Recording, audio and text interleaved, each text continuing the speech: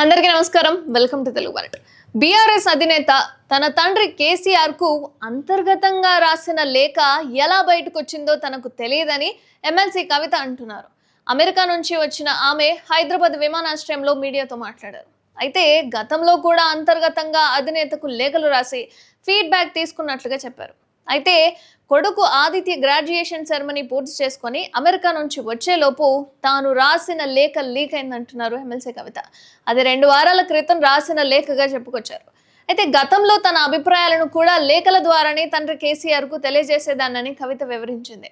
అయితే అది తాను రెగ్యులర్గా ఇచ్చిన ఫీడ్బ్యాక్ అని అంటున్నారు. పార్టీలో ఉన్న అన్ని స్థాయిల్లో ఉన్నటువంటి నాయకుల అభిప్రాయాలను, ప్రజల స్పందనను మాత్రమే తాను లేఖలో పొందుపరిచినట్లుగా చెప్పుకొచ్చారు. అయితే పార్టీ అధినేతకు రాసిన లేఖను ఎవరు బహిర్గతం చేశారో తెలియదని, దీనిపై సమీక్షించుకోవాల్సిన అవసరం ఉందన్నారు కవిత. తనకు ఎలాంటి వ్యక్తిగత ఎజెండా లేదన్నారు.